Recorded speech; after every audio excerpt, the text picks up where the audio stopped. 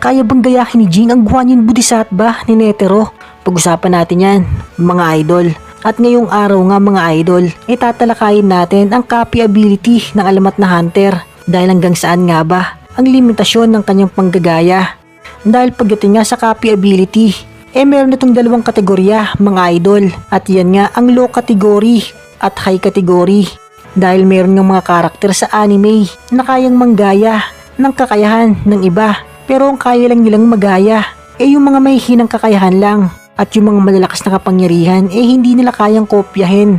Kaya kung may hinang abilidad lang ang kayang kopyahin ng isang karakter, pasok siya sa low category. At ngayon nga punta na tayo sa mga high category. At pag dito ka nga napabilang talaga naman nakakatakot ang iyong copy ability. Dahil sa high category nandito yung mga karakter na kayang manggaya ng sobrang lakas na kapangyarihan. Mapamahinang atake man yan o malakas na kakayahan, kaya nilang gayahin yan sa isang iglap. Pero syempre, depende o magkaiba kung papaano nila ginagaya ang isang abilidad. Dahil meron sa isang tingin lang kaya niya ng kopyahin ang iyong atake, talaga naman napakadelikado ng iyong copy ability. Kung sa isang tingin lang kaya mo nang makopya ang napakalakas na kapangyarihan at talagang mag-iingat sa'yo ang iyong kalaban kung may ganyang kang kakayahan. At meron ding panggagaya na kailangan matamaan ka muna ng atake ng iyong kalaban bago mo ito makopya. At diyan nga nabibilang si Jinprix mga idol. Dahil kung matatandaan nga, pagkatapos niyang tamaan ng remote punch ni Leorio, yun ang naging senyales kaya nagaya niya ang kakayahan ng hunter.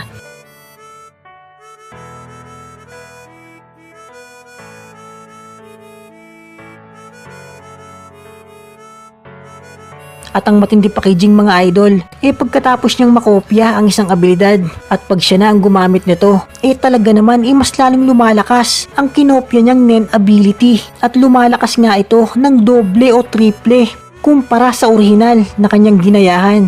Kaya masyadong madaya ang copy ability ni Jinprix mga idol. Dahil kung silang dalawa nga maglalaban ni Leorio at kapwa nilang gagamitin ang remote punch, magugulat talaga si Leorio dahil siya nga ang orihinal. Pero mas malakas pa ang remote punch ni Jinprix sa kanya at sobrang sakit na talunin ka ng sarili mong kakayahan. At ang isa pang sobrang sakit mga idol, yung Nen ability na yung pinaghirapan at pinaggugulan mo ng ilang taon para lang mamaster at matutunan. Gagayahin lang ng isang karakter sa isang iglap.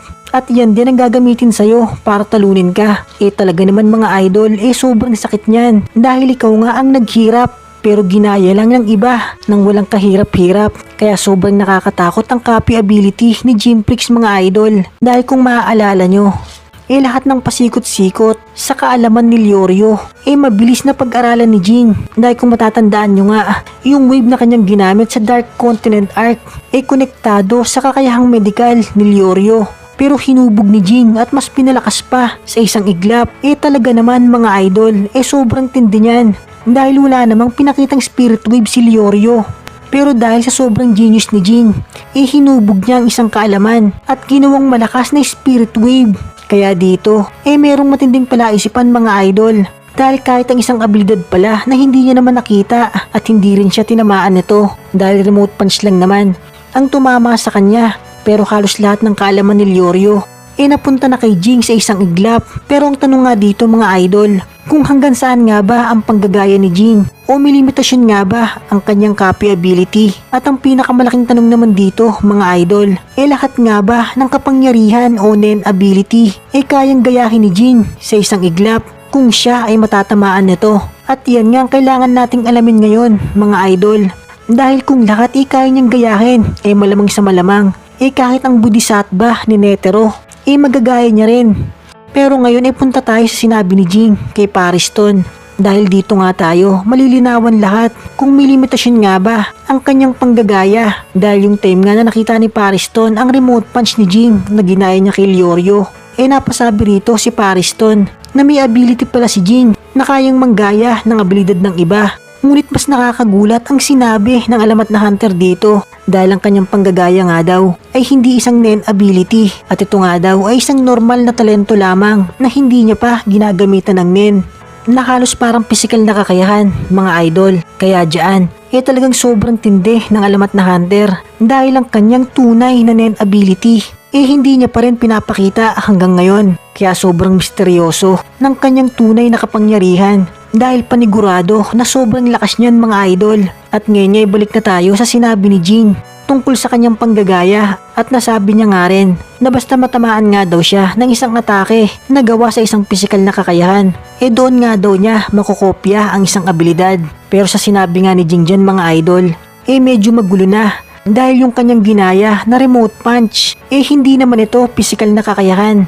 Dahil ginamitan na nga ito ng nen ability ng isang emitter. Kaya dyan mga idol, parang isang malaking kalokohan na mga pisikal na kakayahan lang ang kaya niyang gayahin. Kung nakagawa nga siya ng emitter ability tulad ng Kelyoryo at nakapagpalabas din siya ng spirit wave sa kanyang mga palad, dyan pa lang, malaking patunay na kahit mga panira o mga shockwave, kayang gayahin ni Jim Prix. At sa aking opinion nga mga idol, hindi niya sinabi ang totoo kay Pariston para kung sakali nga na maglalaban sila, hindi nito alam ang lahat sa kanyang panggagaya. Dahil sa aking opinion mga idol, lubhang napakadelikado ng copy ability ng alamat na hunter. Kung pupunta nga tayo sa usapan mga idol, na kaya nga bang gayahin ni Jim Prix ang Guanyin Bodhisattva ni Chairman Netero kung sakali na matatamaan siya nito? Sa aking opinion mga idol, nasa paniniwala ako na oo at kaya itong gayahin ni Jim Prix. Pero syempre, sa paniniwala ko lang naman ito mga idol at re-respetuhin ko rin yung nasa paniniwala naman na hindi ito kayang gayahin ni Jim Prix. Pero sobrang astig kasi talaga mga idol kung mapupunta kay Jing ang golden statue. Dahil kung magagaya niya nga yan, panigurado na mapapalakas niya pa yan ng sobra-sobra pag siya ang gumamit nito. Dahil alam naman natin na pag nagaya ni Jim Prix ang isang kakayahan, kaya niya itong mapalakas ng sobra-sobra at ma-improve sa isang iglap.